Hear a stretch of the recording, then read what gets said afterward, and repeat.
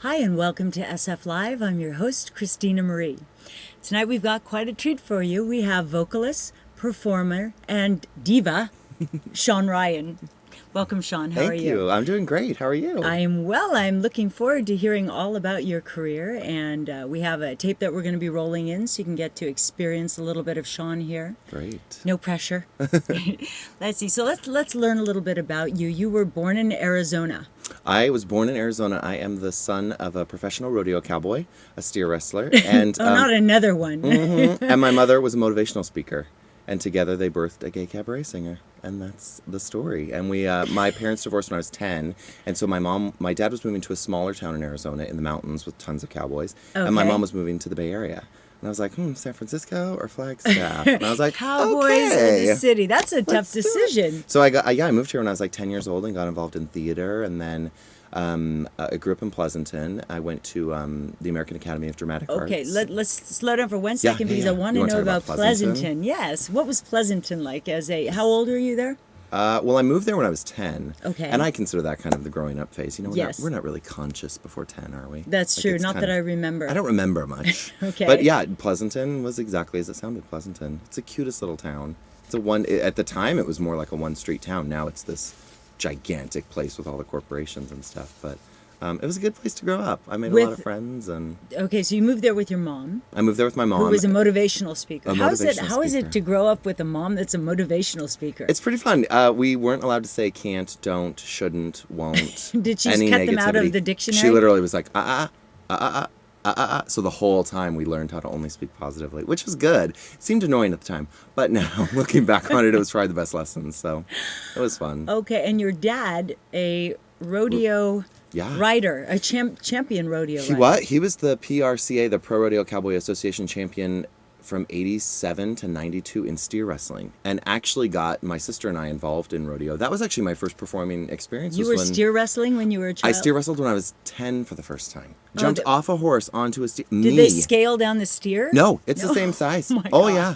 But it's all about body weight and like throwing. But the rodeo really for me was about when I was probably 5, the clowns would do these acts in between each event to kind of keep the audience going. And they were usually about 5 to 7 minutes, and they were old vaudevillian acts. So I was this little child performer for, $5, and they buy you a Coke after or something. But that's how I got started in show business, was like doing these little vaudeville skits between A rodeo clown, events. vaudevillian. In front of 5,000 people every single time. At 10 years old. No, at 5. That was at 5. At 5 years I started old. performing when I was 5 years old in rodeos. Isn't that crazy? That's just crazy. And I don't think my parents ever realized, like, oh, he's going to all of a sudden be this performer for the rest of his life.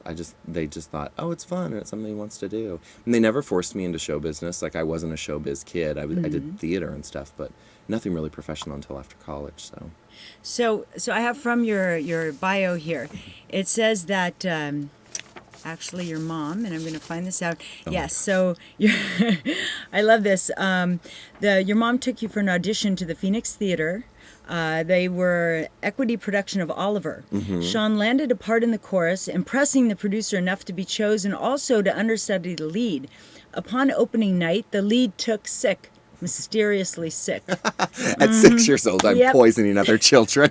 Well, how right you are. And Shawn went on to be Oliver in front of 3,500 person audience. He was, as he reminisces, a heck of a first-time professional experience, especially for a 6-year-old. It was crazy. It was the Gamage Auditorium in Phoenix, and it was they had picked like 6 kids to understudy the role, and I was probably the last one. I don't even remember, and every other kid couldn't do it because they hadn't learned it yet, or we opened so fast, and it was this touring company where all the kids were hired from Phoenix, and so the famous story is that I walk across the stage, the opening scene where he walks across the stage and he's just supposed to look sad and then keep going. And as I kind of looked out, I saw my mom in the second row and just instantly like waved, and I was like, oh, and the audience just lost it.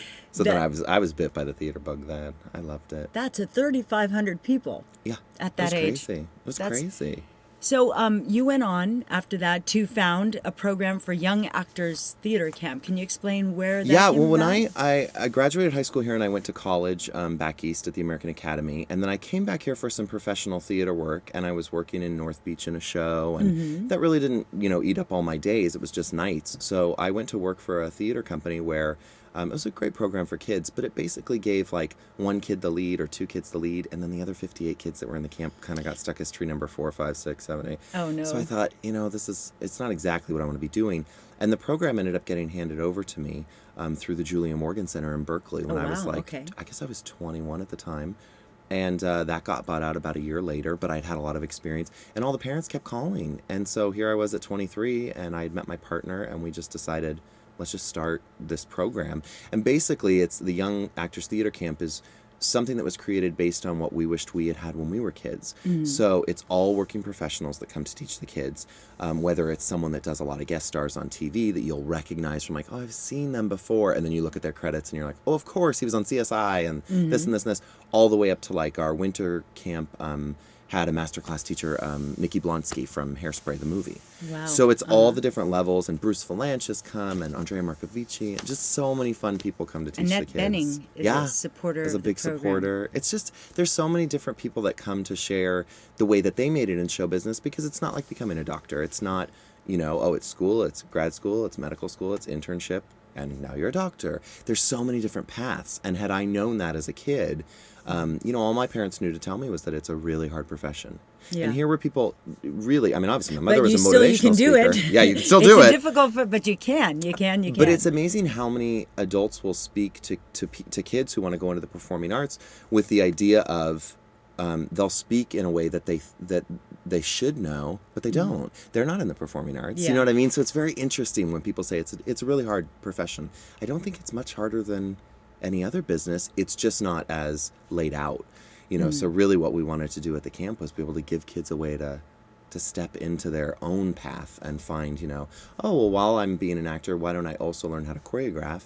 And then maybe I can work as a choreographer on the side when I'm not acting, like stuff like that. So my cabaret career, my singing career was, I guess it started almost 10 years ago now, was basically just because my theater project that I was in at the time got laid off. We had a 9-month contract, and the show ended after 7 months because it was done and there were no ticket sales. And then all of a sudden it was like I had 2 months of nothing to do, and P-Off's Cabaret here in San Francisco was holding this cabaret competition, and that started it all. So it's funny when you when you like open up yourself to to see all the different paths and not just think, oh, there's just this one way I should go. That's happening a lot in our world right now, because a lot of people are facing the end of a profession, and sometimes they attach themselves to that profession for not so much that's what they do, but that's who they are. Exactly. So they're hitting a wall and thinking, who am I now? Or what am I doing? So when you're able to follow your bliss and follow what you love and what gives you energy, the end of something may be the opening of something else. Exactly, exactly. It really is about following your dreams and what you love to do, because it's, in the case of, like, I've been offered jobs sometimes where in college I learned to choreograph because there was this choreographer who was really smart in college and said there's a lot of work in community and regional theater for people who know how to choreograph. And I said, well, I'll learn, even though I'm not, a great dancer, I'll learn how to choreograph and learn how to piece things together.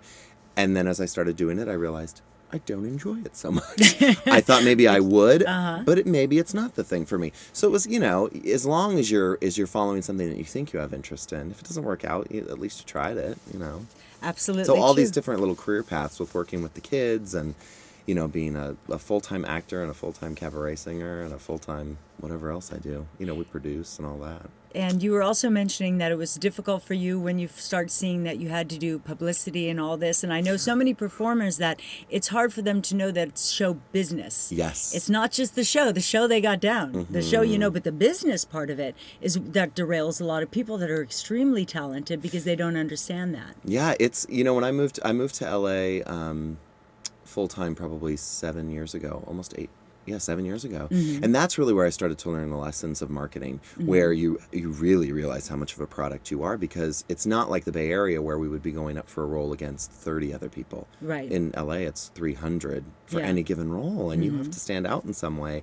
And then on top of it, you have to get yourself into the room there. That's something that, as a San Francisco actor, it was like, oh, I just got a call and I'm going into audition. You just want to get the call in LA. Don't forget about getting the job, just get into the room. So the marketing aspect was something that was difficult to learn in the beginning for me because I didn't have a business mind, and now I enjoy it more. I almost think if my performing career stopped completely, I would be totally fine being a marketer because I love it. I love finding out what works and what doesn't about selling a show or about selling yourself as an actor. Yeah, because you're the product. Exactly. Yeah. And that's one of the things that, going back to the kids camp, really a lot of the kids are learning about that aspect now, because it's amazing to know that even like major universities around the country still don't teach their acting departments about business.